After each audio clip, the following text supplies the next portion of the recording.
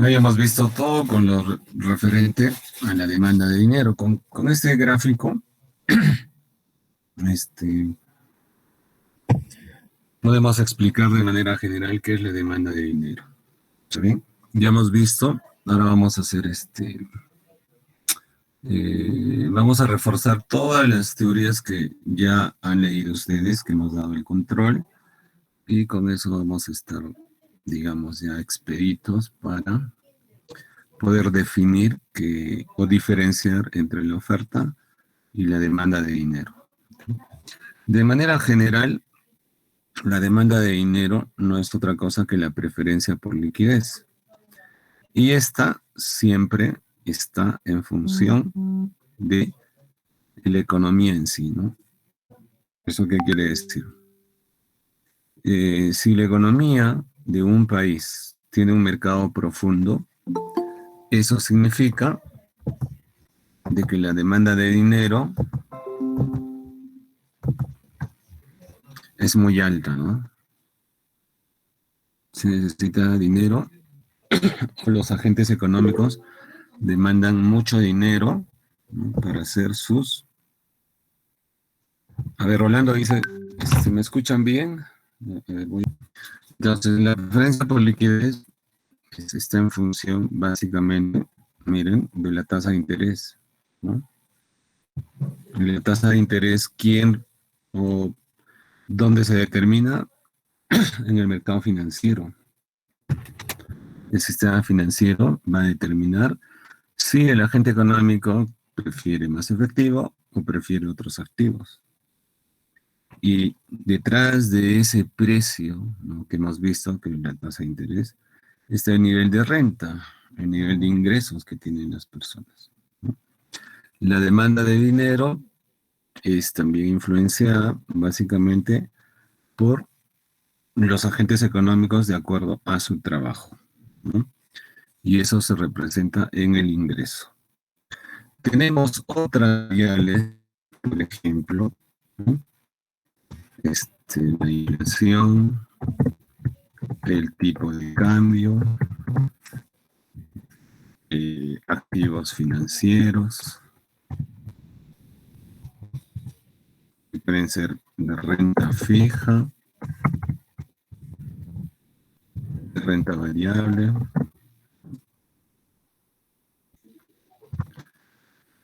en profundidad del sistema financiero, también entra la población, STICS,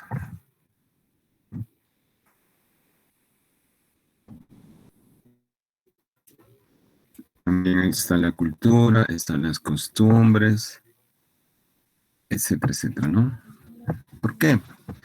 Porque, a ver, miren, desde la pandemia, desde el año pasado, millones de peruanos no tenían cuentas en el banco. Ahora tienen cuentas casi un tanto por obligación, ¿no? Porque si no tenían cuentas no eran beneficiados con los bonos que se han entregado. Ahora van a entregar otros bonos y hay otro tanto de personas que nunca han tenido una cuenta. Entonces, todos esos indicadores, edad, son importantes, ¿no? Género,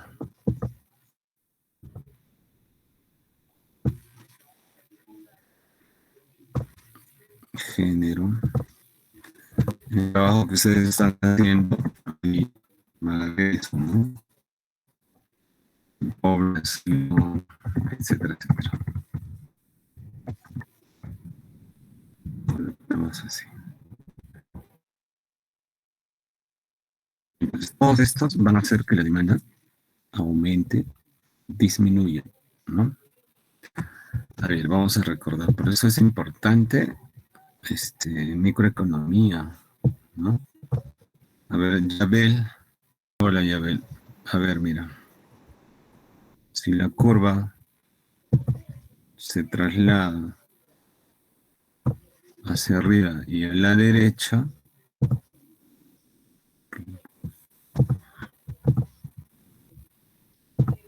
o la curva se traslada a la izquierda y hacia abajo,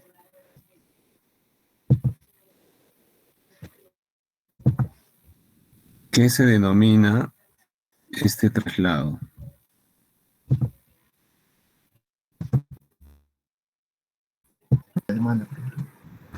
Tiene un nombre. ¿Cuál nombre?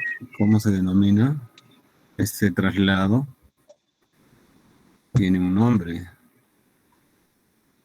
Mm, desplazamiento, no recuerdo. A, B. ¿Qué nombre tienen esas curvas? Son curvas, ¿no?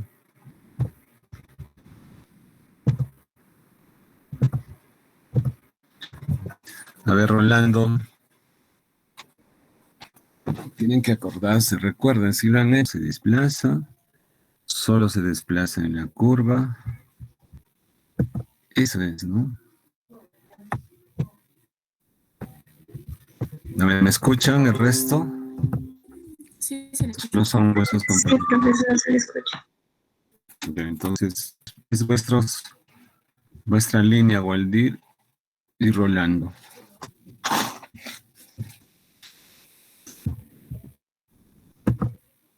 A ver, Reinaldo, se denomina esto de traslado. Profesor, ¿Qué se denominan estos traslados? desplazamiento, profesor. Nombre. Desplazamientos de la demanda sería, profesor. En realidad son desplazamientos de la demanda, en términos generales. ¿De la cantidad o de la demanda? La cantidad demandada, profesor. ¿Cuál es de la cantidad demandada? La demanda, me preguntó, profesor, la demanda uno, ¿no, profe? Sería, estaría siendo una expansiva, aumento. Ya, bueno, eso es cuando hay políticas monetarias. Ya no estamos hablando de políticas monetarias. Entonces, miren, cuando hablamos de cambios en la demanda o en la oferta, hay dos tipos. En la demanda y otro, variaciones en la cantidad demandada. A ver, Sí, profesor.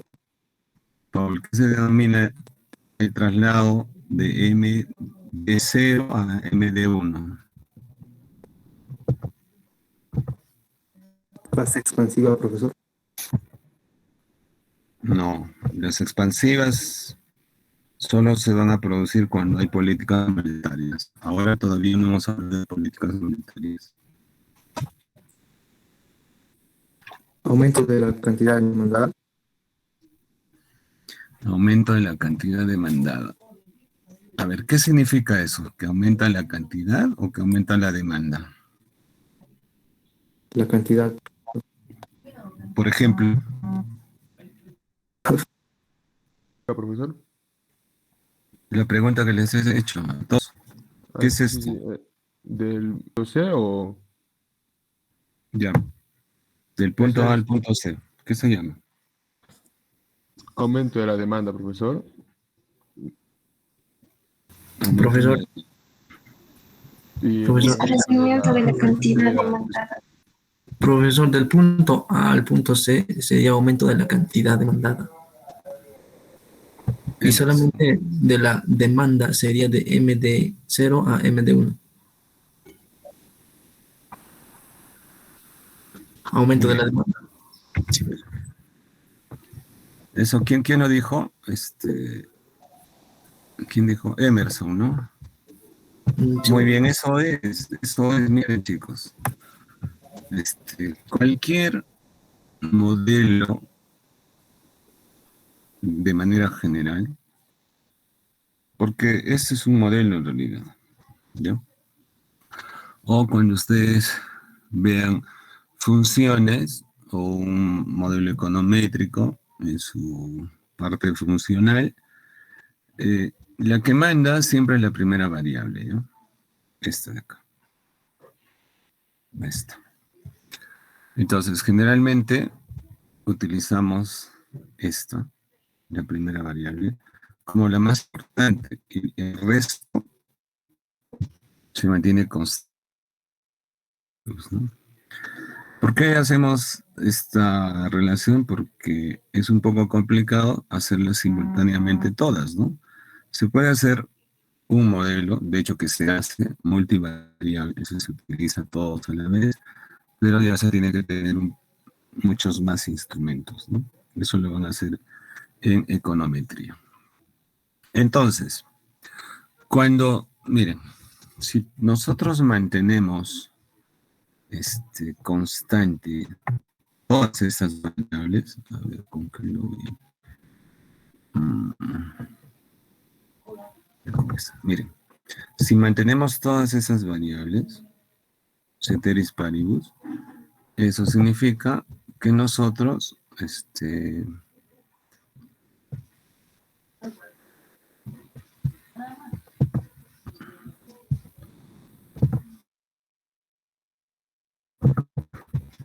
si nosotros mantenemos ceteris paribus, todas estas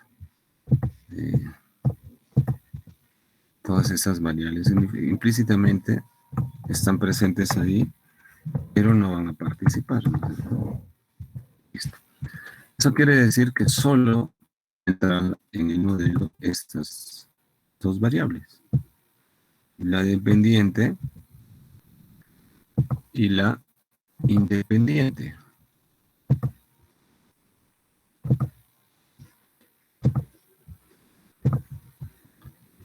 A ver. Paul, Michelle. Madeleine, Sí, profesor. ¿cuáles son las independientes o cuáles son las dependientes y cuáles son las independientes? Profesor, ¿puede repetir? Le escuché entrecortado.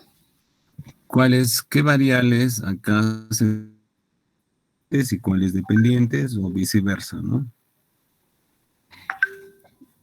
La variable independiente es el precio y las variables independientes son el ceteris paribus.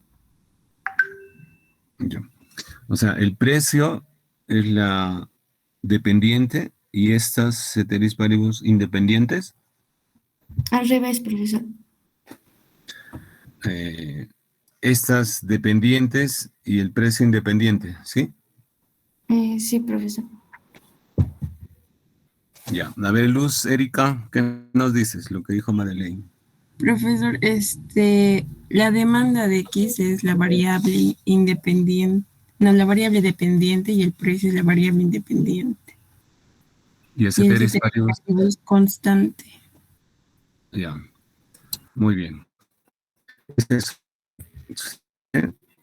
la variable que va a estar acá, en el lado izquierdo de una función, se considera como la variable endógena o dependiente. Es decir, que esta se va a mover cuando todas estas varían, ¿no? Cualquiera de estas.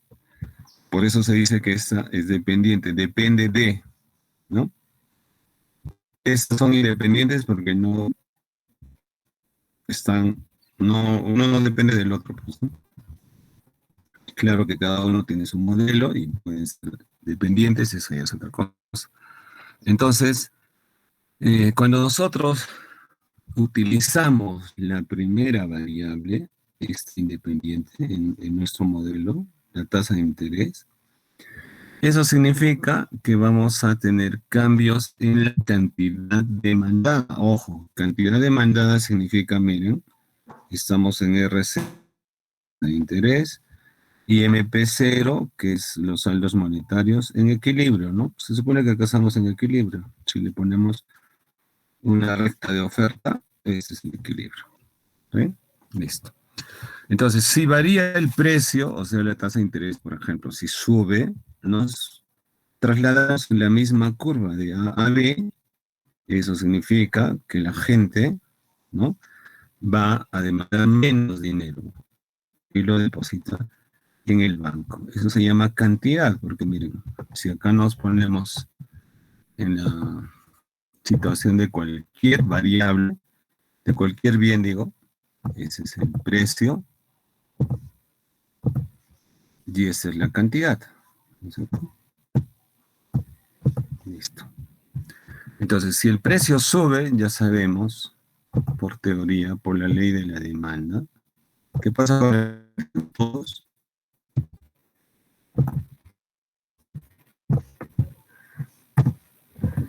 ¿Qué pasa con la cantidad? Disminuye. Disminuye. Claro, la cantidad disminuye, pues, ¿no? Porque el precio está más alto. Y es lo mismo acá.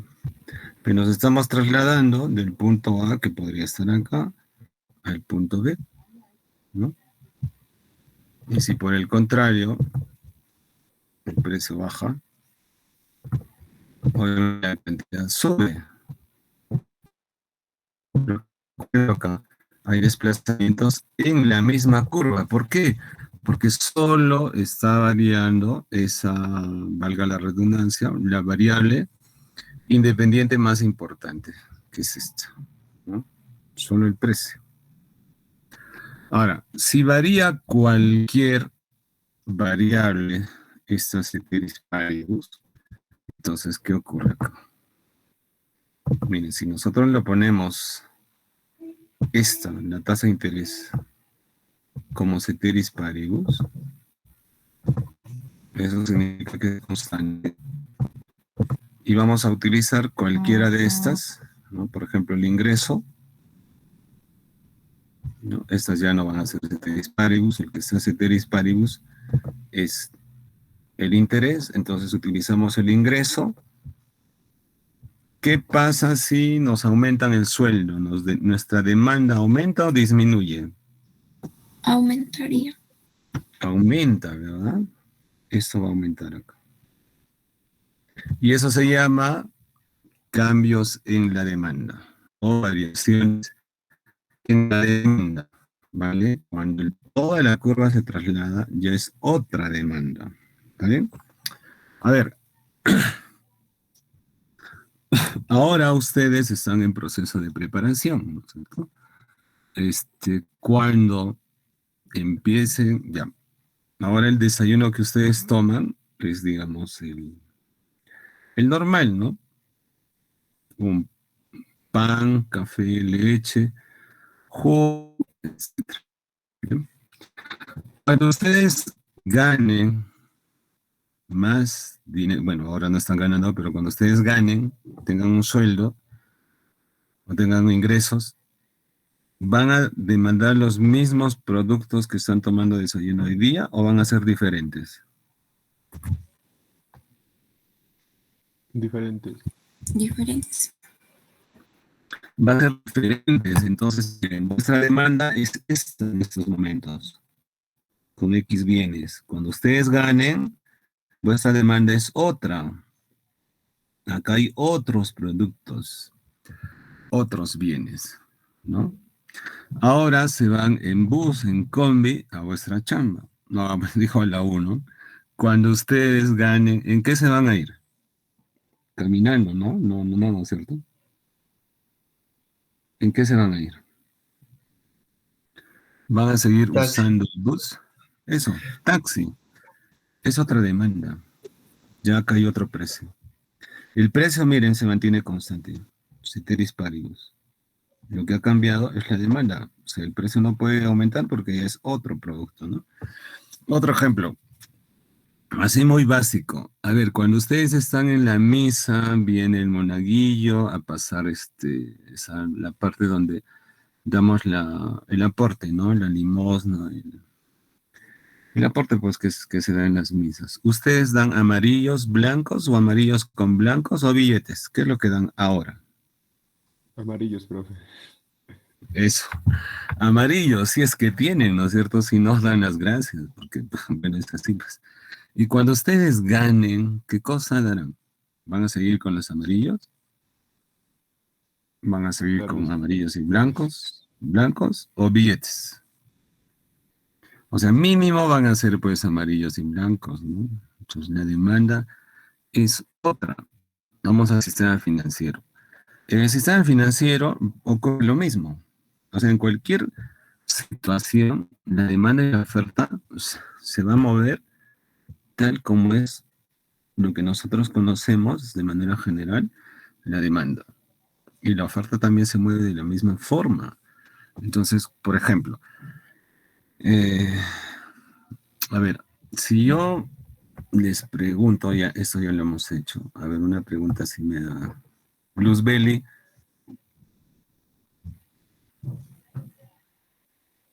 Luz Belli, ¿me escuchas?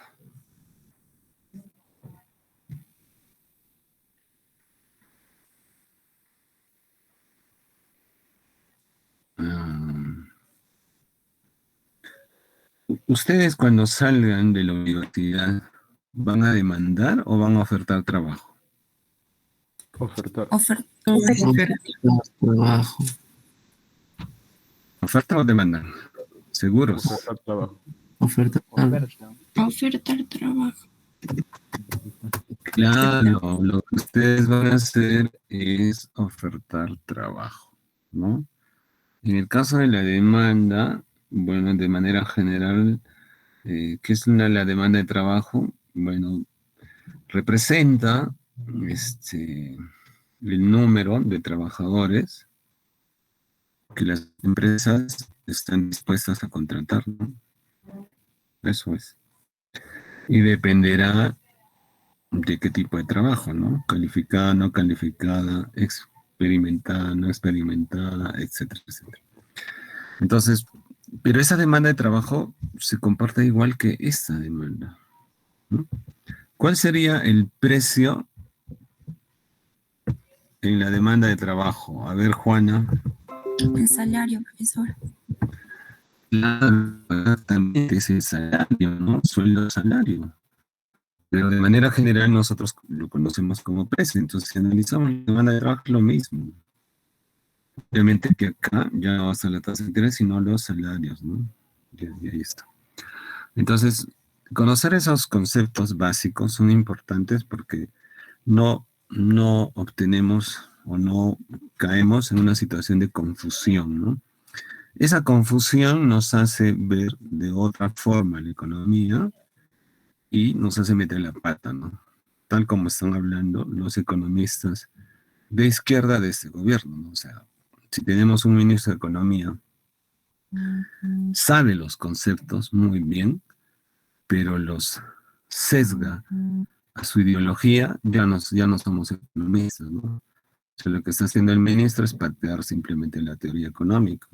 Entonces, un alumno, un cachimbo, ustedes se preguntan y dicen, pero ¿cómo es posible que un ministro de Economía pueda hablar así? Bueno, a ustedes ya no se les puede engañar, pues, ¿no? Hasta un cachimbo dice, pero pero hay profes también que hablan así, ¿no? Pero ni hablar, pues nosotros estamos sujetos a la teoría económica porque es nuestra ciencia. Ahora, que ya algunos economistas lo dirijan hacia su partido, todo con subsidios, etcétera, etcétera, ya no estamos hablando pues de la teoría, ¿no? Esas ya son políticas que en lugar de sumar a una economía, resta, ¿no? Ahora, están viendo, ¿no? Hoy día van a dar el voto de confianza en el Congreso a este gabinete, no. Entonces la cosa es muy simple, pues, ¿no? Si este gabinete está haciendo, o sea, está descalabrando la economía y miren el tipo de cambio llega a los máximos históricos en 30 años, lo lógico es denegarle pues la confianza y que entren personas que sepan de gestión, ¿no? El premier, nuestro paisano, no sabe nada de gestión, pues, ¿no? O sea, es un orgullo que un paisano esté, ¿no? Pero no puede estar, pues, donde no sabe nada, ¿no? Al contrario, nos está haciendo quedar mal. Y regalar nuestros recursos, fondearlos con subsidios y todo, o sea, mantener un esquema de control de precios, regular precios en todos los mercados, eso es subsidio. Entonces nosotros ya tenemos la experiencia de que los subsidios, bueno, los subsidios en ninguna parte del mundo funcionan. Lo único que hacen es endeudar al país. Obviamente en el presente todo el mundo está feliz, pues, ¿no? Si el precio del mercado es este, P0, y el gobierno cobra menos del precio de mercado, y si el precio está por encima del de mercado, igual va a cobrar menos, está subsidiando en ambos casos. Ese es el control de precios, ¿no? Entonces, uno se pregunta, pues entonces uno, ¿para qué estudia economía, no? Yo no debería de ver economía si van a entrar gente así. O sea, sin ningún tipo de experiencia se ponen a gobernar el país, no, ni hablar, pues, ¿no? Cualquier país en el mundo, por ejemplo, en Europa, hay países que están gobernados por partidos de izquierda, ¿no? No hay ningún problema. ¿Y qué hacen esos partidos? Esos partidos contratan al mejor especialista en economía y ese va a aplicar la teoría económica. No va a estar sesgado a lo que dice la izquierda. Por eso son países desarrollados, ¿no? Entonces, acá entran los de izquierda y plantean, dejando de lado la teoría económica, su esquema partidario, su ideología, ¿no? Hay muchos problemas. Listo. Entonces, miren, con lo que hemos hecho, ya tenemos todos los instrumentos necesarios para ver qué es lo que pasa en las diferentes teorías. Y ya las funciones del dinero, esto también ustedes lo tienen que saber, digamos, es como nuestro sello también cuando hablamos del sistema financiero. Siempre cuando se habla del sistema financiero, tenemos que recordar de la oferta y la demanda de dinero. Hay muchos analistas que trabajan en cajas y bancos que no son economistas. Y de frente ya a la expertise, ¿no? Bueno, nosotros damos dinero, esta es la tasa de interés, punto, y más no saben. No saben cómo nace el dinero, no saben cómo se genera la tasa de interés, cómo baja, sube esta, qué efecto tiene el tipo de cambio. Entonces, ahí viene, digamos, pues en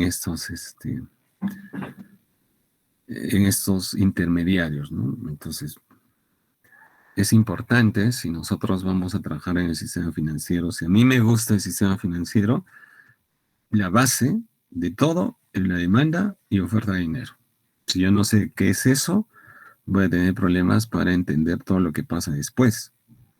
Entonces, por eso es importante siempre mantener nuestra base teórica, ¿ok?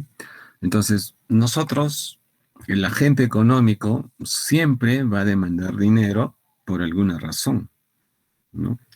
Y la economía, en general, también demanda dinero. Cuando nosotros, a ver, Juana,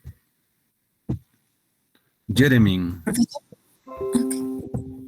Juana, Sí, profesor. bien, Juana, Jeremy, a ver, el PIB crece este año, significa que los agentes económicos demandan más dinero o demandan menos dinero o demandan la misma cantidad de dinero. Profesor, disculpe, ¿podría repetirme la pregunta? Se escucha entrecortado, no puedo escuchar bien. A ver, un ratito.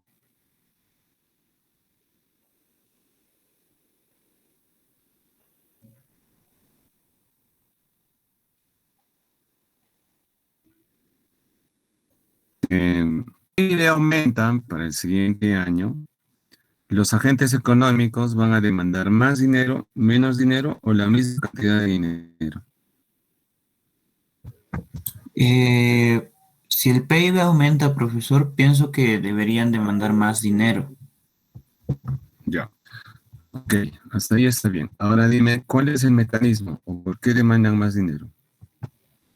¿Por qué ocurre eso? Profesor, por la generación orgánica de dinero. En realidad esa es una creación orgánica, pero ¿qué es lo que pasa entre ese hecho de que crece el PIB y aumenta la demanda de dinero? ¿Qué ocurre en la economía en realidad? O sea, ¿por qué se demanda más dinero?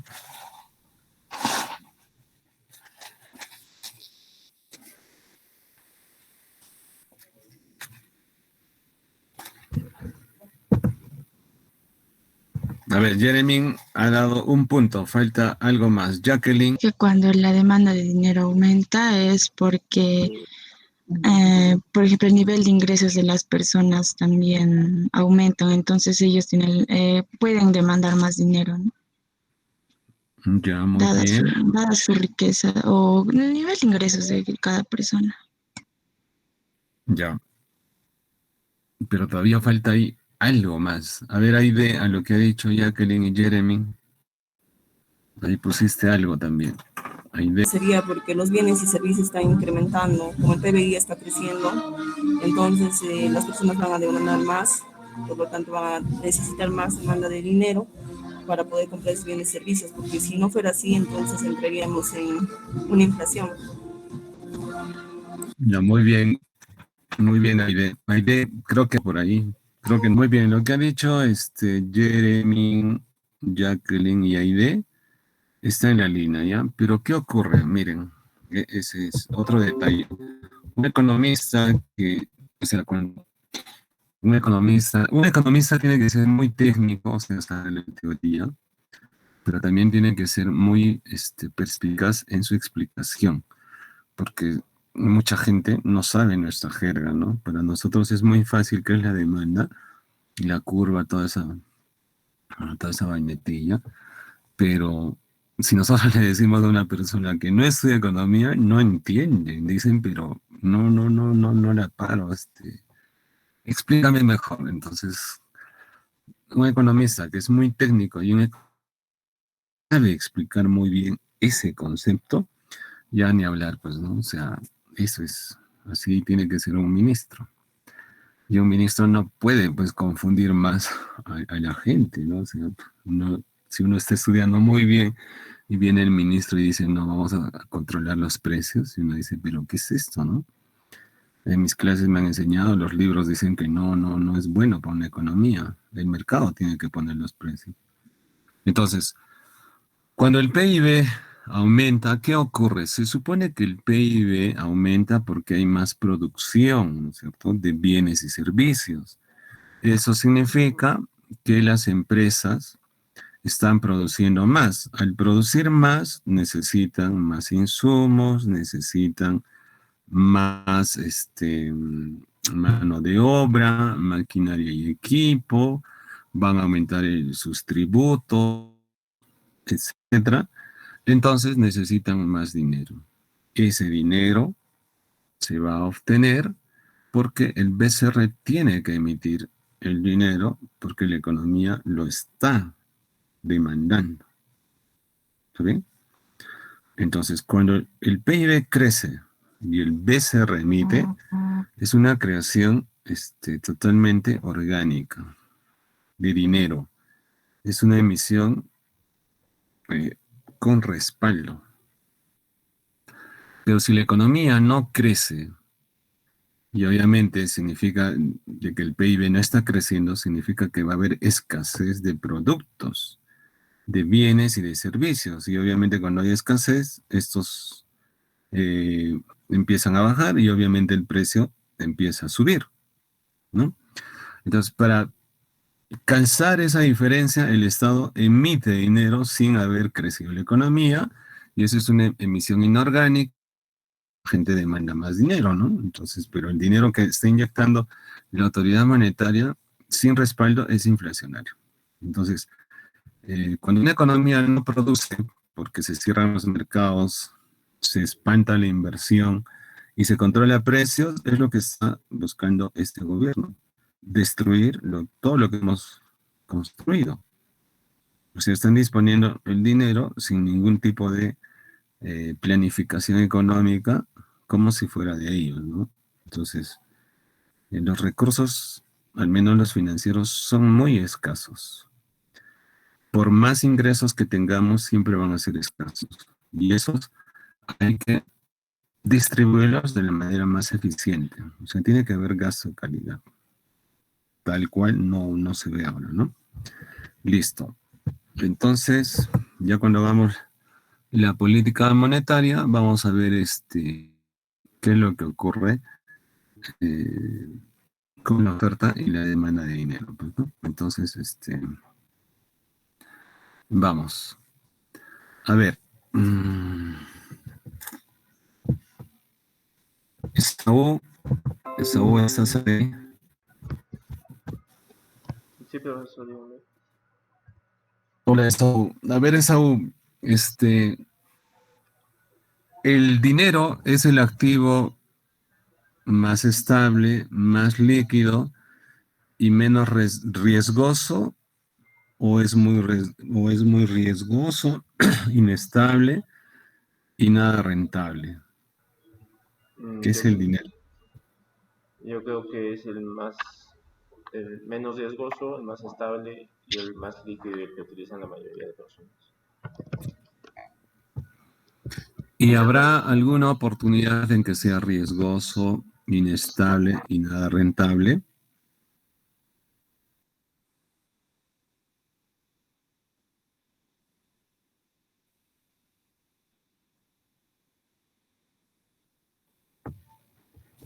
Ya, muy bien. Entonces, ojo con el dinero, ¿no? En épocas normales, cuando la economía funciona de manera normal, o sea, está en crecimiento, el empleo está subiendo, las tasas de interés están constantes, la inflación también, ¿no? Como hace un año, ¿no? O antes de la pandemia, sin problemas en el tipo de cambio, etcétera, etcétera. El dinero es el activo más rentable, menos riesgoso y más líquido. ¿Ok? Cuando hay problemas en la economía, de desempleo, problemas de inflación, crisis en toda la economía, el dinero se convierte en el activo más riesgoso y peligroso, totalmente inestable y nada rentable. Es lo que ha pasado en los 80, pues cuando hemos entrado a la época de la hiperinflación, el dinero quema, ¿no? El dinero, o sea, quema y la gente no lo tiene en las manos. ¿Por qué? Porque mañana ya no vale, ¿no? O tiene un valor menor, porque necesitamos más unidades monetarias para comprar un mismo bien. Entonces la gente se deshace rápidamente de ese dinero. A ver, Emerson. Emerson. Sí, profesor. Emerson, a ver, 100 soles, ¿en cuántos días te los gastas haciendo lo normal, solo tú? O sea, lo normal, pues imagínate que estamos yendo a la universidad normal, ¿no? Vas a tomar tu desayuno en la U, tu almuerzo y tu cena en la U. ¿Te alcanza para un día nada más? No, profesor. Lo normal, sin gastos extras, profesor. Normal sería unos 3 días, 4 días. No, yo creo que te alcanzaría, o sea, sin gastos extras, solo para tu alimentación, por lo menos, a ver, 5, ya que sean, no Sí, sé. una semana, profesor, solo alimentación. Claro, una semana, mínimo, ¿ah? Sí. Una semana.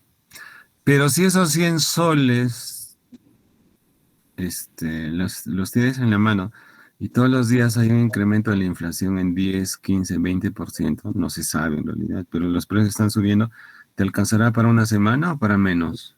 Menos días, profesor. Claro, y ahí está el poder del dinero, ¿no? Entonces el dinero la capacidad de compra que tiene una moneda va a estar en función de la economía en sí. Y lo que el BCR ha hecho al aumentar la tasa de interés de referencia es eso, ¿no? Tratar de que la inflación no suba más ni que el tipo de cambio suba más, ¿no? Lo ha estabilizado. Entonces el BCR sabe cuándo, cómo y por qué utilizar sus instrumentos. Y una de esas es aumentar la tasa de interés de referencia. Entonces, miren, la demanda de dinero, ya hemos dicho que es la preferencia por liquidez, también lo podemos poner en la función de la demanda de esta forma, que está en función del ingreso y en función, cuando no hay un signo acá, se supone que acá hay una relación directa, ¿no? O sea, sube el ingreso, sube la demanda de dinero.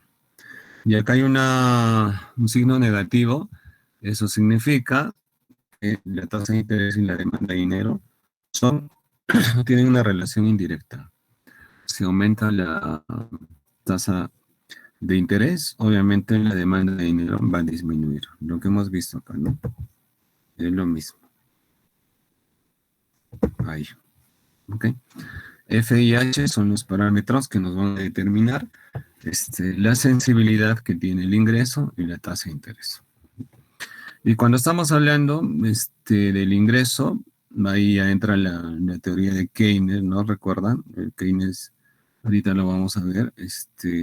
Keynes dice que el agente económico demanda dinero por 3 motivos, ¿no? Un motivo transacción, un motivo precaución y un motivo de especulación. Entonces, este parámetro F, lo que nos mide es la sensibilidad que tiene el ingreso para hacer nuestras transacciones. Y H es el parámetro que va a medir el coste de oportunidad, ¿no? El coste de oportunidad, ¿qué significa? La tasa de los activos, finalmente del dinero en este caso. Entonces, esa es la demanda de dinero y se comporta de esta forma. Cuando estamos hablando de una demanda de dinero autónoma, eso significa que todos los agentes económicos de alguna u otra forma tienen un nivel de ingreso dado, ¿no?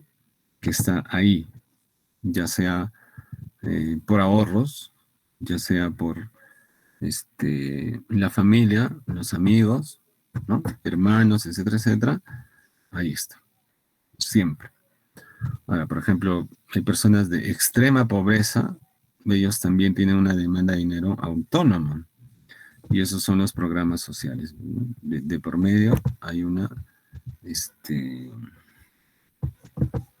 hay un monto de dinero que está ahí. Listo. Entonces, la demanda de dinero, ya esto es lo que hemos hecho al inicio, está en función de la tasa de interés y relacionado con los saldos reales que los agentes económicos tienen en la economía, ¿no? Ingreso, tasa de interés, de manera directa. Ahora, ¿qué pasa con la demanda de dinero en el sistema financiero en realidad, ¿no? Cuando, a ver, Duvali, Presente, profesor. Duvali, a ver, imagínate que estás ganando, no sé, a ver, ¿eso les he preguntado o no les he preguntado? A ver, cuando ya seas economista, te presentes a tu primer trabajo y te van a preguntar, ¿cuánto quieres ganar? ¿Cuál es la respuesta? Cuando recién estoy iniciando. Sí. Entonces tu primer trabajo, ¿no? Yo quiero ganar. No, sería lo básico, profesor, porque recién estoy iniciando. Y además también cuenta la experiencia y todo, y entonces más adelante ya sería poco a poco más, ¿no? Ya, chévere. ¿Y cuánto sería lo básico? 950. Claro, es lo básico, pero ojo, ¿qué ocurre? Tú ya eres profesional, eres economista. Si tú dices 950, uy, no te van a contratar. Obviamente, si dices, ya yo quiero ganar 20,000 soles, uy, no, ni hablar, tampoco te van a contratar. Tienes que decir un promedio, ¿no? Entonces, el promedio más o menos de un profesional es iniciando, así, sin ningún tipo de experiencia, pero con un nivel de profesional, 2,500. Listo. ¿Está bien? Ya, imagínate ahora que ganas 5,000 soles, ¿ya? Y te enteras que la tasa de interés es esta, R0, en los bancos. Pero de una semana te enteras que las tasas de interés se han incrementado considerablemente. Ese considerablemente te hace tomar una decisión. ¿Ahorras en el banco o no ahorras en el banco?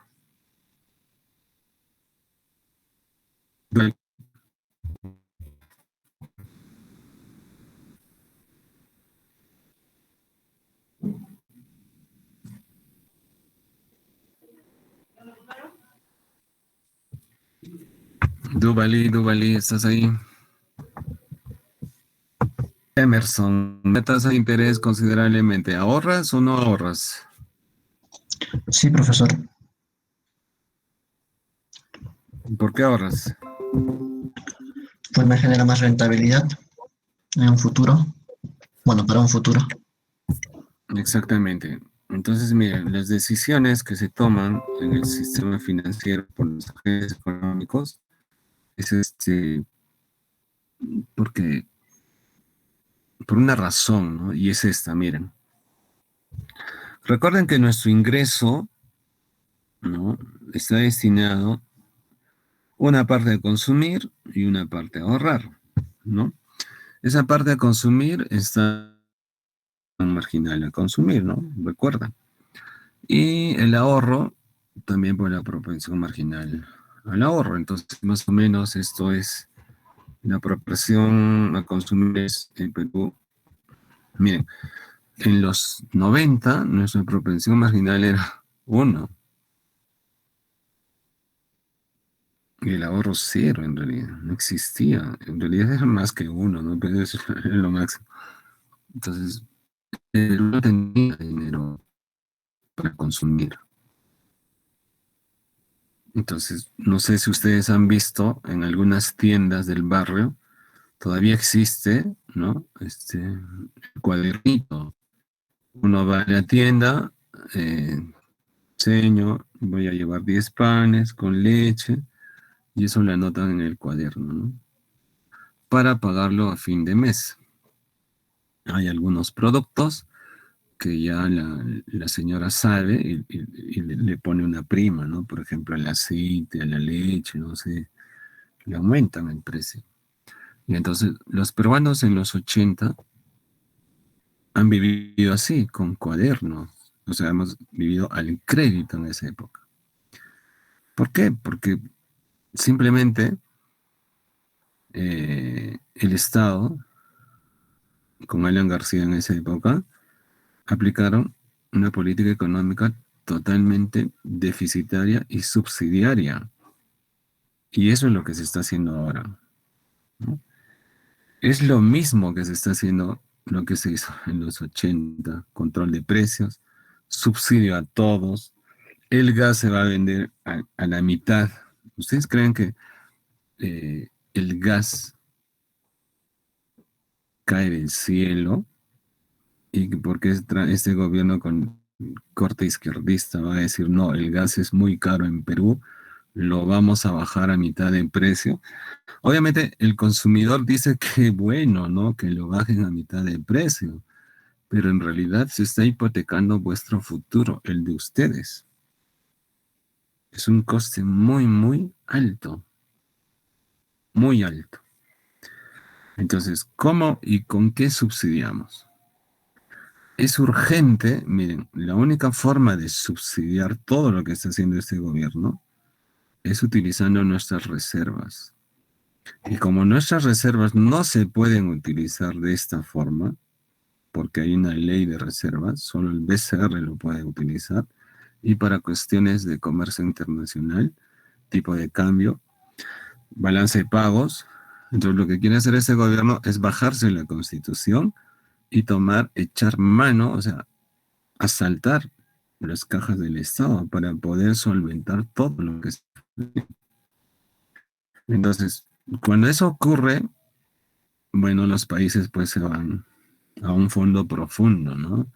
Una crisis brutal como la tiene Japón, como la tiene Argentina, como la tiene España, Portugal, Italia, Grecia, Irlanda son los países más endeudados por déficit y por políticas subsidiarias y populistas.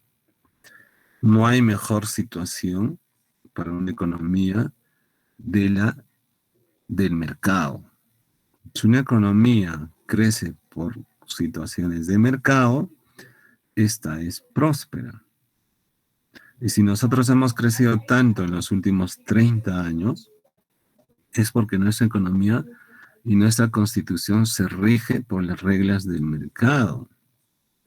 Entonces, si hemos goleado en todas las canchas, eso significa que tenemos un buen entrenador y buenos jugadores, hemos campeonado en todas, y ahora vienen a decir, no, los jugadores están mal, el entrenador está mal, vamos a cambiar todo. ¿Entienden? Eso es lo que se está haciendo ahora. Entonces, cuando eso ocurre, la economía simplemente muere, pues, ¿no? Y se juega el futuro de ustedes. Ojo. Entonces, miren, en una economía normal, la propensión marginal a consumir está entre 60 y 70%. Eso significa que hay un 30 y 40% para el ahorro. Entonces, el ahorro no es otra cosa que la abstención a consumir. Si yo voy a consumir hoy día o iba todas las noches a comer pizza o salía todos los fines de semana a una discoteca o ir a comer pues con toda la familia todos los fines de semana, es porque no voy a ahorrar. Es porque estoy consumiendo. Pero cuando digo, no, yo no voy a salir todos los días, iremos a comer solo una vez al mes, ya no me compraré cada 15 días ropa, etcétera, etcétera, estoy dejando de consumir porque sé que alguien me va a pagar un poco más por ese consumo actual. Ese es el ahorro. Pero si yo no tengo esas condiciones, el ahorro no es que, el ahorro es progreso, no, ni hablar, ¿no? El ahorro es una decisión muy racional.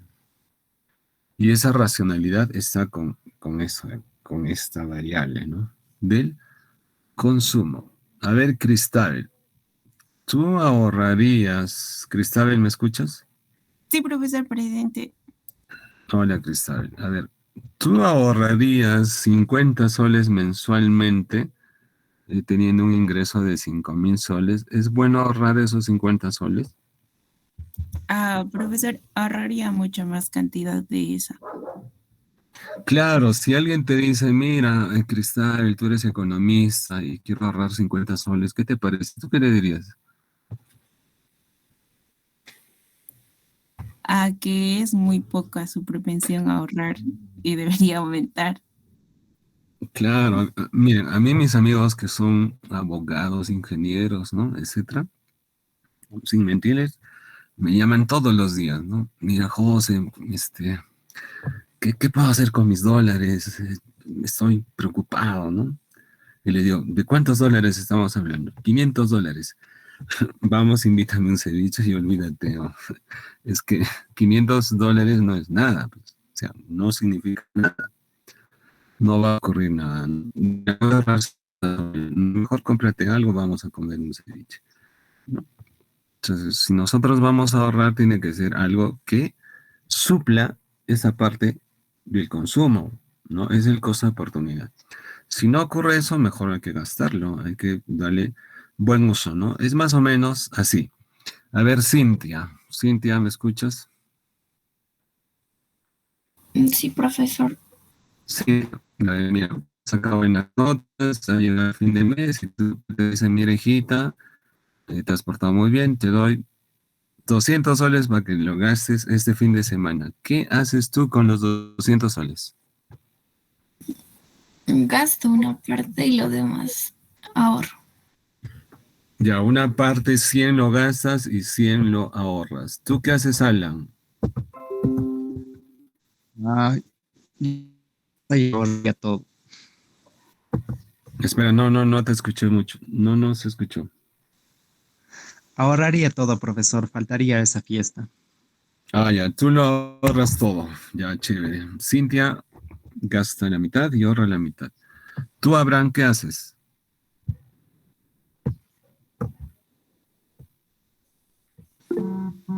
Profesor, disculpe, profesor, no le he escuchado la pregunta, estaba entrecortado. Di la verdad, Alan. La pregunta es esta. Tu papá, por tu buen comportamiento, te da 200 soles y te dice gástalo el fin de semana. ¿Tú qué haces con los 200 soles? Cintia ha dicho que la mitad lo gasta, la mitad lo ahorra. Alan, que lo ahorra todo. ¿Tú qué haces? Yo gasto una parte, por ejemplo, si hablamos de porcentajes, el 40% y el 60% lo pongo a ahorrar. Depende si la tasa de interés está alta, pero es poquito lo que produciría esa cantidad de plata. Y también quisiera hacer una consulta, profesor. Hace ratito acabo de hablar del gas, cómo que quiere intervenir el Estado. Quería saber, tengo una duda, no lo tengo tan claro eso. Y una de las economías más fuertes de América Latina es cierto que es Perú, que tiene un crecimiento. Y Bolivia no se compara con nuestra economía. ¿Y por qué Bolivia tiene el gas más barato y Perú no? Quisiera que me lo explique desde el punto de vista académico y técnico, profesor. Ya, ¿algo más, Abraham? Ya, mentira. Espera, vamos a resolver Eso no ya este problema y ahí te explico, ¿ya? Chévere, la pregunta está bien. Yo les explico, pero ya como nos falta Abraham y Abdias, como ya terminamos. A ver, Abraham, ¿tú qué haces?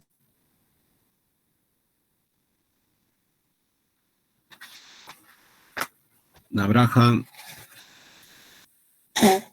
Sí, profesor. ¿Qué decisión tomas? Lo gastaría poco a poco, profesor. Ya, chévere. Lo gastarías poco a poco. Y Abdias, ¿tú qué harías?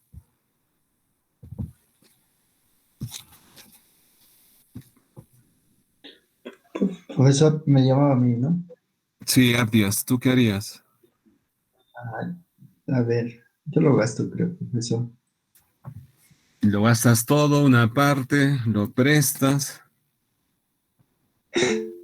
Todo. Todo lo gastas. Así es, profe. Ya, muy bien. Ahora les pregunto a todos, ¿cuál será la decisión correcta? ¿Cuál será la decisión racional?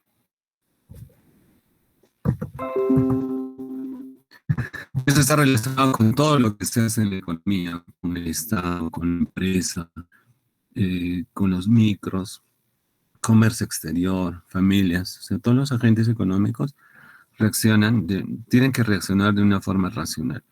Si les pregunto a todos, todos me van a decir las diferentes respuestas, ¿no? Pero digamos que vamos a aterrizar, yo creo que un mayor porcentaje en que lo gasto una parte, lo ahorro una parte, ¿no? Y un porcentaje mínimo lo gasto todo.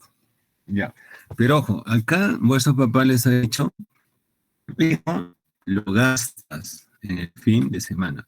¿Eso qué quiere decir? Que lo tengo que gastar todo. No me dijo, mira, de esos 200, una parte es para tu inglés, otra para tu computación, otro para tu refrigerio, y ya no tengo nada para gastar, ¿no? No me ha dicho eso. Me dijo, gástalo.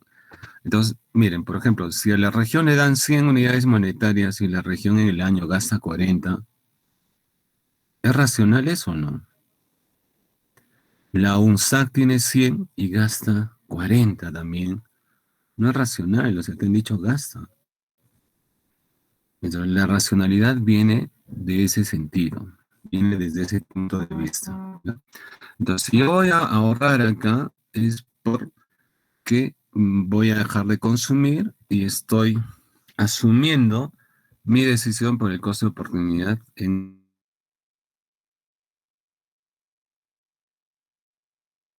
directamente. Ahora, esa es la teoría, ¿no? A la cruda realidad, ¿no? ¿Los bancos nos pagan muy bien o nos pagan muy poco? ¿Qué creen?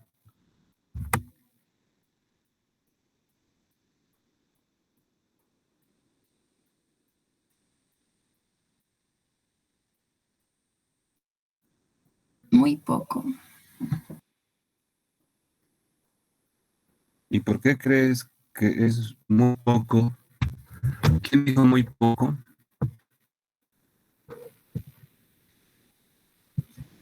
Tatiana, tú.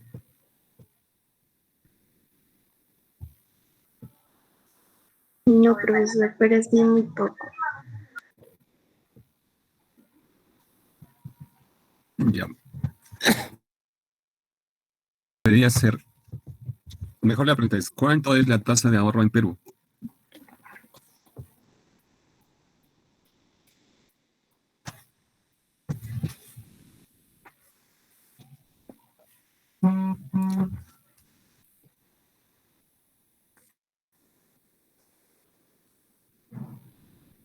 A ver, ¿cuánto creen que es la tasa de ahorros en el Perú?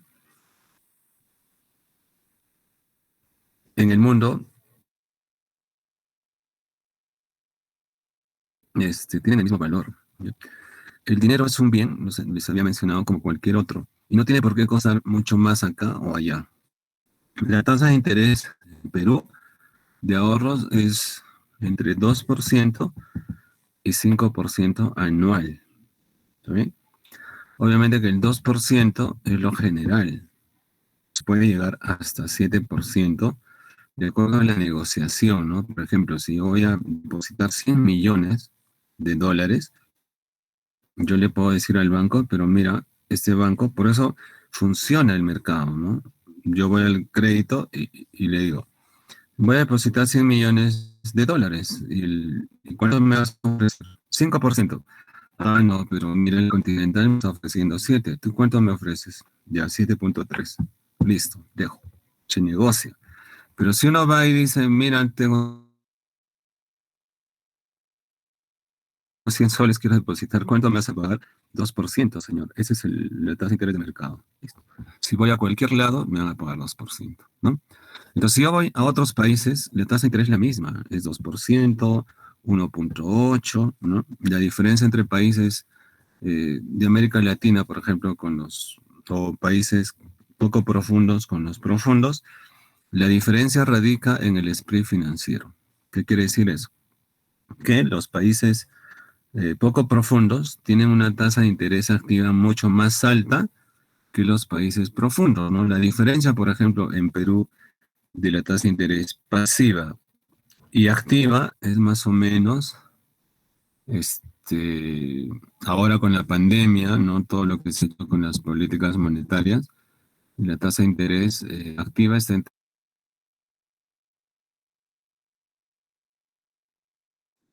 7 y 21%.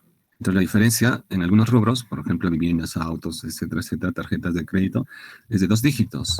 Entre colocaciones y, o sea, préstamos y depósitos, la diferencia es más o menos de 5, 6, 7%, ¿no? En países profundos, la diferencia es de tasa de interés activa 2%, tasa de interés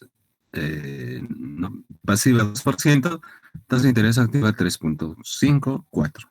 2 puntos, nada más. Esa es la diferencia. Entonces, como ven, la decisión tiene que ser racional y obviamente la gente ahorra en los bancos por una cuestión más de liquidez, ¿no? Para utilizar mis tarjetas, ¿no? Y por cuestiones de seguridad. Ahora, si yo deposito unas cantidades que van, por ejemplo, de los, no sé, 50.000 soles, 50.000 dólares, yo tengo poder de negociación. ¿no? Puedo obtener una mejor tasa de la que existe en el mercado. Pero ahora imagínense, si se controlan los precios, la tasa de interés es 2%. Eso es lo máximo. Pongas más, menos, entonces no tiene sentido, pues, ¿no? Entonces, cuando el mercado está de por medio, todo se evalúa, ¿no? Todo entra a tallar ahí y se negocia. En cambio, cuando hay control de precios, no se negocia nada. Y el que pierde es el agente económico. Todos pierden cuando hay control de precios, ¿ok? Ahora, con respecto al precio de, a la pregunta de Abraham, con respecto al gas, ¿no? ¿Qué ocurre? Ocurre lo siguiente. Miren, lo que pasa es que cuando un país está muy ligado a la ideología de izquierda, es muy peligroso, ¿no? Muy,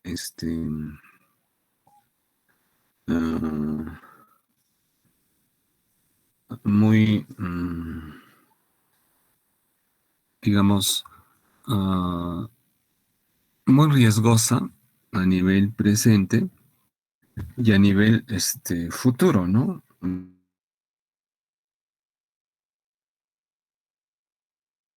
Entonces, eso es lo que ha ocurrido con Perú.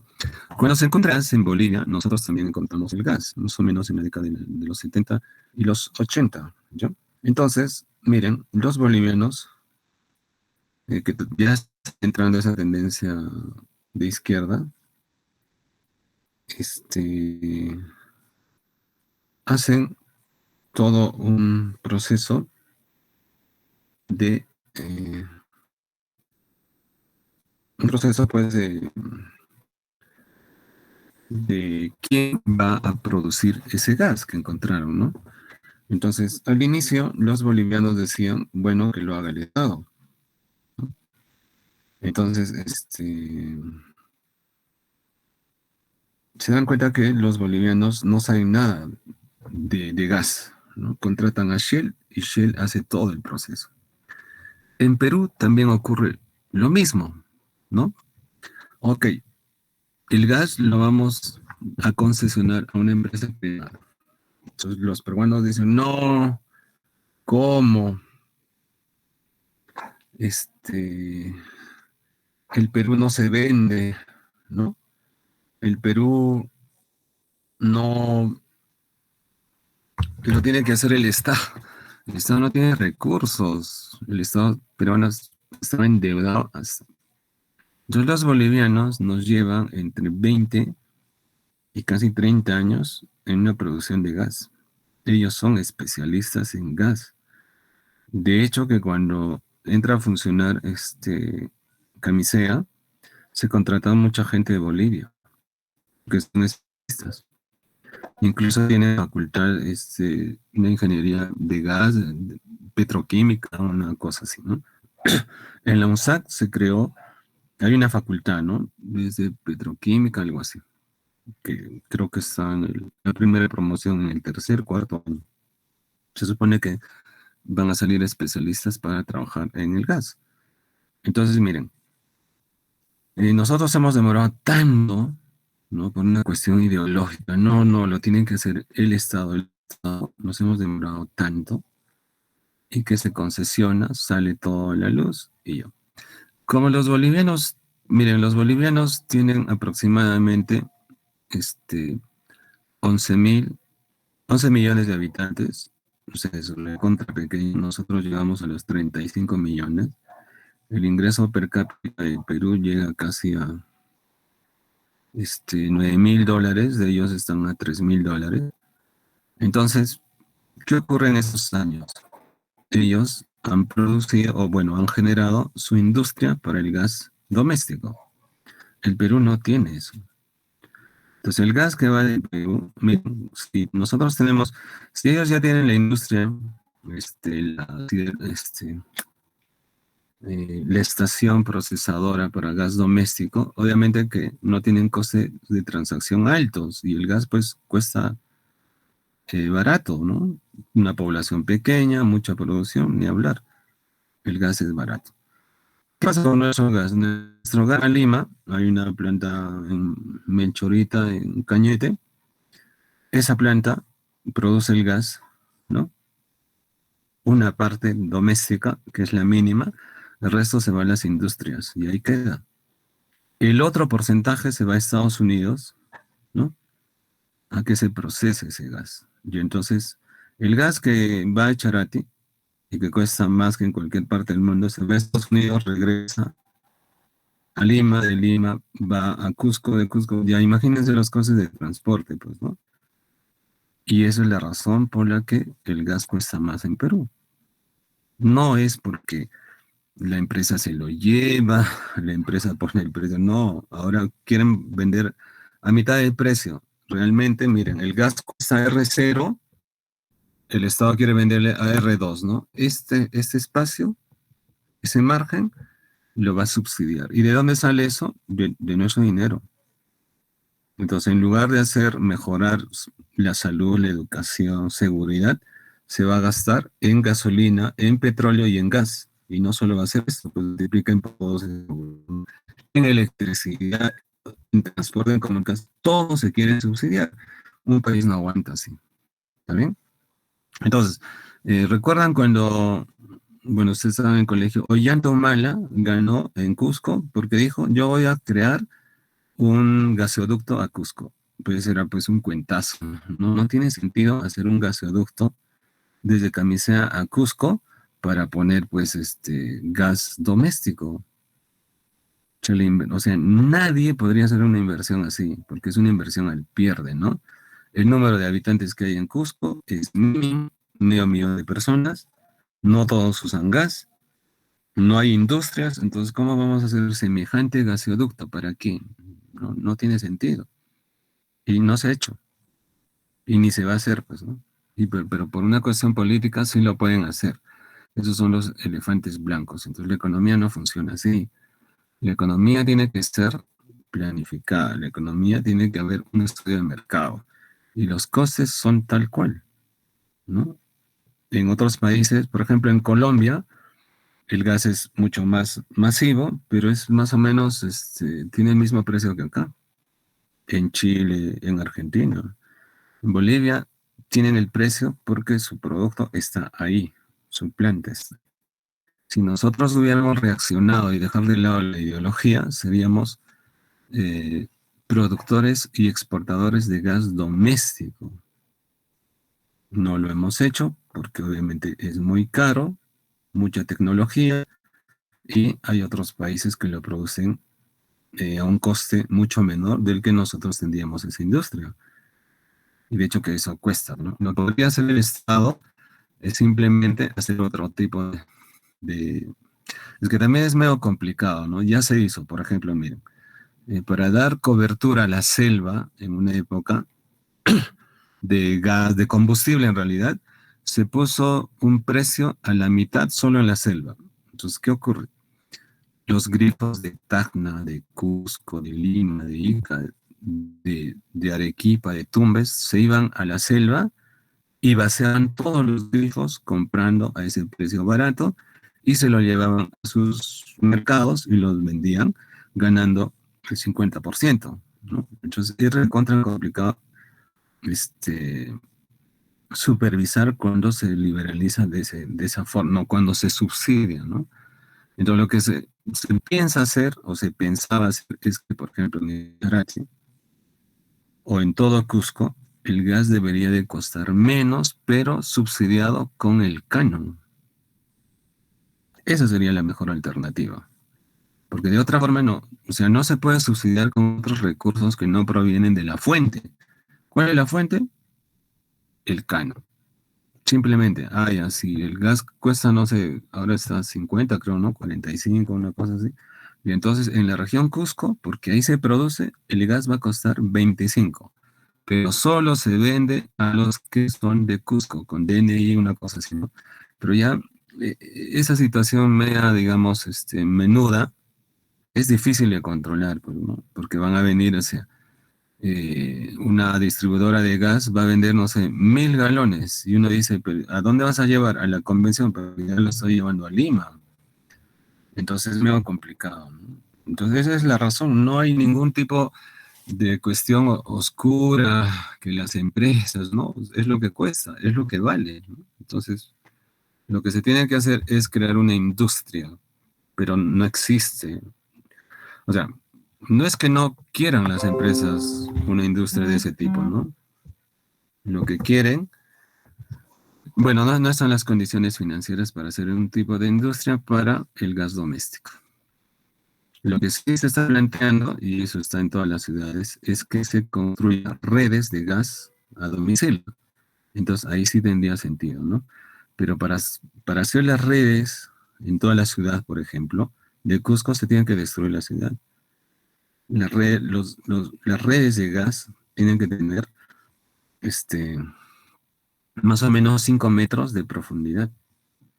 En México se hizo lo mismo, pero hicieron una conexión así más rápida, alocada, para que la gente tenga su gas.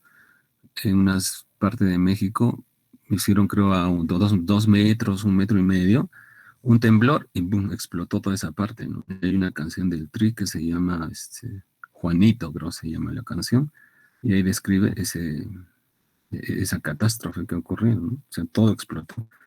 Entonces no es tan fácil, hay mucho por hacer ahí, ¿no? Y todos los que plantean el subsidio, no, pues el subsidio no es sostenible, entonces eso no va a ningún lado, solo nos endeudamos, ¿sí? Entonces, cuando estamos hablando de ya, ¿listo, Abraham? ¿Sí se escuchó? Sí, profesor. Sí, profesor, gracias. Ya, chévere. Entonces, miren, cuando estamos hablando de la demanda de dinero, lo que nosotros estamos hablando no es otra cosa que del coste de oportunidad que va a existir en el sistema, ¿no? O sea, si el agente económico ve que las tasas de interés son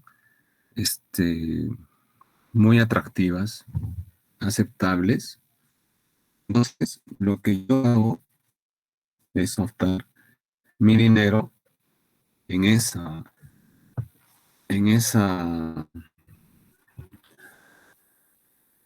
activo, ¿no? Entonces voy a utilizar menos dinero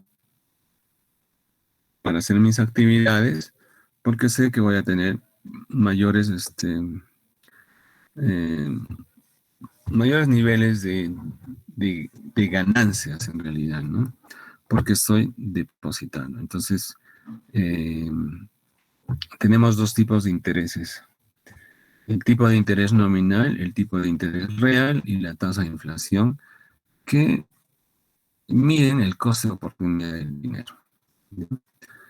Cuando la inflación es muy alta, simplemente el sistema financiero deja de ser el instrumento o la vía para canalizar los recursos financieros. Eso quiere decir que la inflación es mucho mayor que la tasa de interés, y eso ha ocurrido en la época hiperinflacionaria, pues, en nuestro país, ¿no? O sea, el sistema financiero ya no tiene tasas de interés adecuadas, ¿no? O sea, llegamos a lo que es la trampa de liquidez, ¿recuerdan? De Keynes, cuando la tasa de interés llega casi a cero, y el sistema financiero, nadie confía en el sistema financiero. Por eso se utiliza otros tipos de activos, en este caso dólares, alimentos, bienes inmobiliarios, oro, ¿no? Entonces, ahí está, en realidad, la toma de decisión, pues, que tiene el agente económico, ¿no? Entonces, cuando el sistema financiero, la economía en sí va muy bien, entonces la demanda de dinero tiene un comportamiento, digamos, normal, ¿no? El sistema financiero funciona y tenemos mejores alternativas de todo tipo, ¿no? Ahí entra bolsa, fondos mutuos, etcétera, etcétera. Mientras el tiempo, ¿no? Que nosotros, por ejemplo, si tenemos dinero que vamos a depositar por determinados plazos, ¿no? Obviamente, en tiempos muy altos vamos a tener mayores tasas de interés, ¿no? Tiempos cortos, menores. De igual forma, en las ocasiones. Acá miren, tenemos los tipos de demanda de dinero, ¿no? Que hemos visto en la lectura. Están clasificadas en dos, ¿no? Desde una perspectiva histórica, digamos que estos son los modelos clásicos, ¿no? Con una, digamos, una percepción del dinero en épocas donde las economías no estaban tan integradas, pues, ¿no? O sea, los países estaban en una situación más cerrada, o sea, el comercio internacional era muy poco, ¿no? Muy restringido en realidad.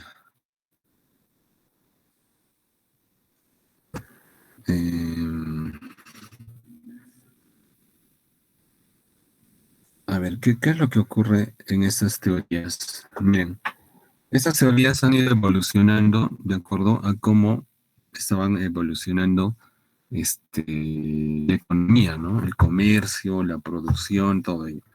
Cuando estamos hablando de la teoría cuantitativa, nos referimos a Fisher. En la teoría cuantitativa, lo que Fisher dice es que el dinero es el único activo financiero que existe en la economía. No hay otro más. ¿Sí?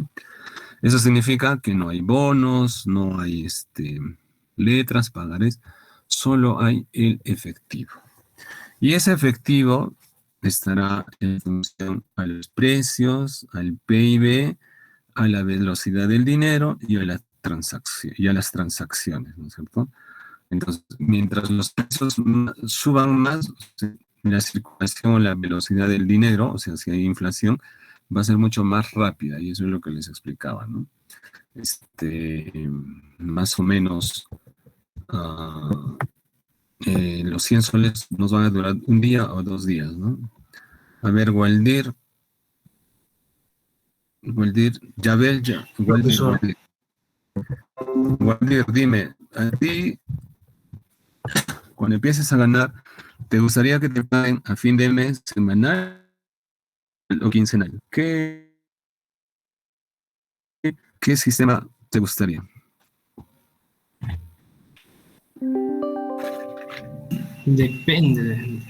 Dependería mucho, profesor, de los gastos que tenga.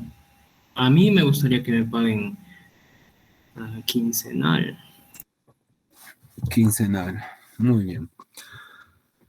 Entonces, miren, la teoría cuantitativa y los modelos de inventarios están en relación básicamente en el efectivo, lo más líquido, o sea, el dinero, billetes y monedas. Entonces, la forma como nos van a pagar va a depender de el trabajo que tengamos, la especialidad, ¿no? Porque, por ejemplo, si yo tengo el sueldo mínimo y me pagan quincenalmente, en realidad no voy a ver nada, ¿no? Entre los que ganan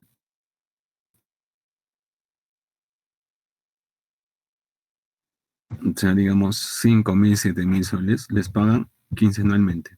Eso es en las empresas privadas. Y los que ganan muy, muy poco, por ejemplo, un jornal, imagínense, pues, el jornal creo que está, no sé, algo de 25 o 30 soles, ¿no? Les pagan por jornal, o sea, diario. Entonces, esta teoría cuantitativa y los modelos de inventarios están relacionados con ello. Y la demanda de dinero de Keynes está relacionado, ya les había mencionado, por los motivos que las personas tienen, ¿no? Entonces, por ejemplo, Keynes dice, ¿no? Keynes, la teoría.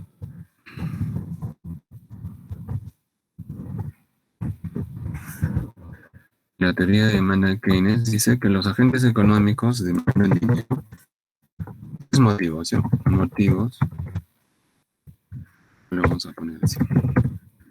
Por tres motivos. El uno, transacción. Eso significa que el agente económico demanda dinero porque realiza operaciones de compra y venta, ¿no? Todos los días, compra y venta.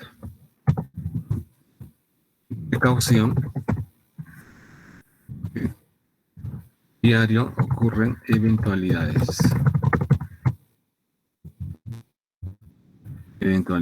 Imagínense, estamos apurados, estamos en la ducha, tenemos que llegar en 10 minutos a un examen, no sé, y plum, se resbalan y se rompen el tobillo. Tienen que ir a una clínica y eso les va a costar. ¿Y de dónde van a sacar el efectivo? Siempre hay un guardadito, ¿no? El guardadito está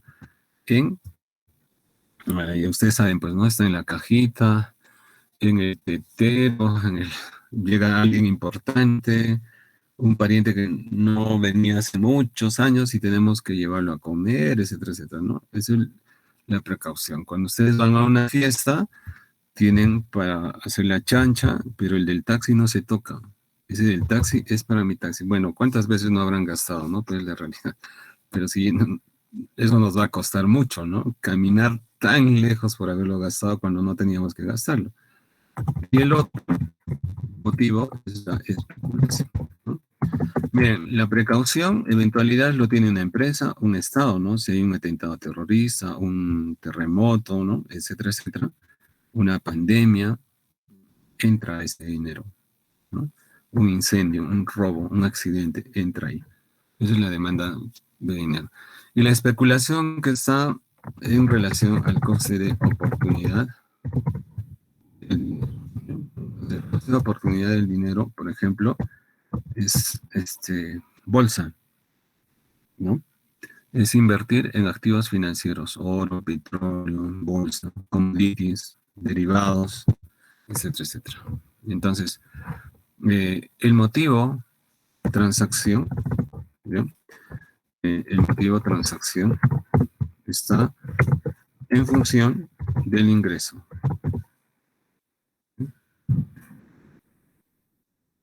El motivo precaución, y también está en función del ingreso.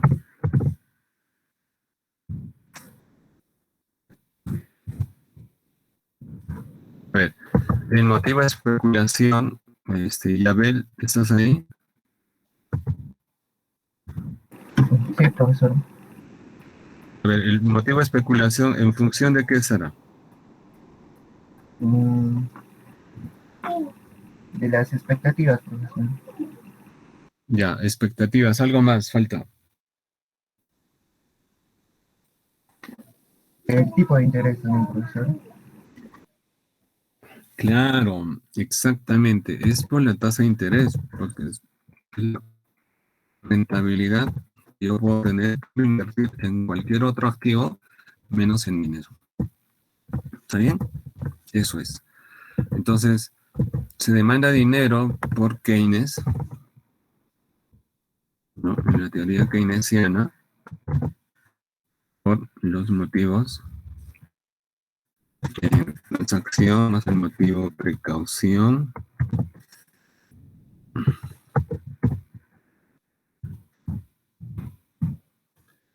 más el motivo especulación. Entonces, esto no va a ser otra cosa que lo siguiente, ¿no?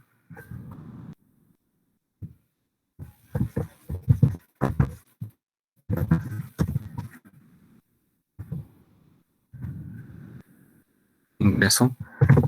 Miren, las personas que tienen más ingreso pueden hacer, pues, demandan más transacciones, ¿no? De hecho, que tienen una cobertura mucho mayor de los que no tienen. Los que tienen más ingresos tienen mayores posibilidades de tener esos montos para eventualidades, ¿sí? Y para el motivo especulación,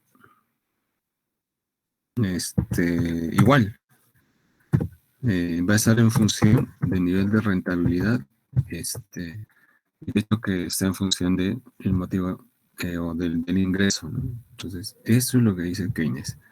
Y además, Keynes dice, ¿no? Además de ello, Keynes dice, el dinero, miren, no es el único activo en el mercado. Entonces ya va más allá de lo que dice la teoría cuantitativa, ¿no? El modelo de inventarios es eso, lo que les mencionaba. A ver, miren, el modelo de inventarios está en función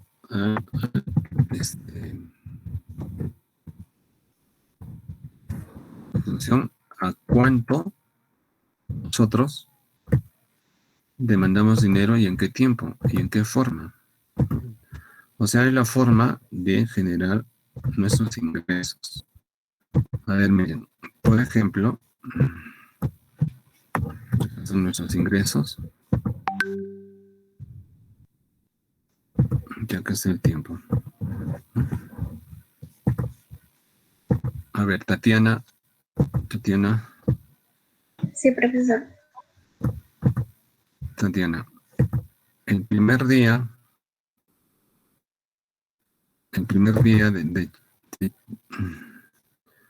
a ver, ¿cuándo te pagan? ¿El primer día de trabajo o el último día del mes? ¿El primer día del mes o el último día? El último día, profesor. Exactamente. ¿Cuándo tienes más dinero? El último día.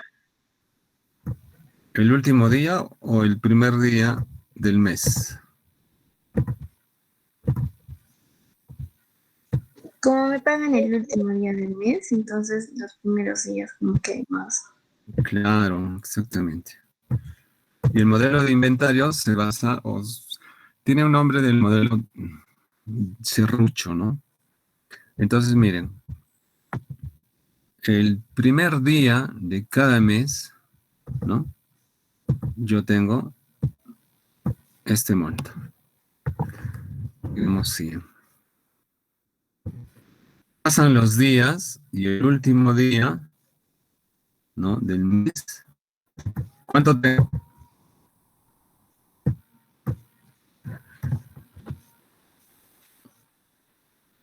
A ver, ¿cuánto tengo? Rolando, ¿cuánto tengo el último día? Bueno, profe, podría llegar a cero, depende de los gastos que se ha realizado. Claro. Pero de manera general tengo 0, ¿no? Claro. Tengo 0. Y al siguiente día tengo los 100, ¿no? Entonces, eso es lo que les decía. El modelo de inventarios va a ser, por ejemplo, va a estar en función del sistema financiero, del margen o de la proporción que el banco me otorga, ¿no? Depósitos o no, etcétera, etcétera. Y ahí, si me pagan a la mitad de mes, ¿no? Tengo el periodo semanal, etcétera, etcétera. Entonces, esos son los inventarios. El modelo de asignación de carteras no es otra cosa que la diversificación de nuestro dinero. Es decir, esto nace con la teoría de el motivo especulación de Keynes, y acá ya lo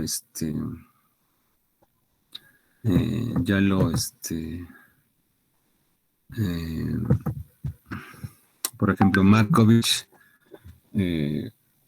Tobin, son los que mejoran este modelo con la base en Keynes y ya lo especifican de cómo los agentes económicos van a asignar de mejor forma sus ingresos en portafolios y en carteras. Bueno, esto lo terminamos el día viernes. Ya son de la demanda de dinero, entonces nos quedamos acá, chicos.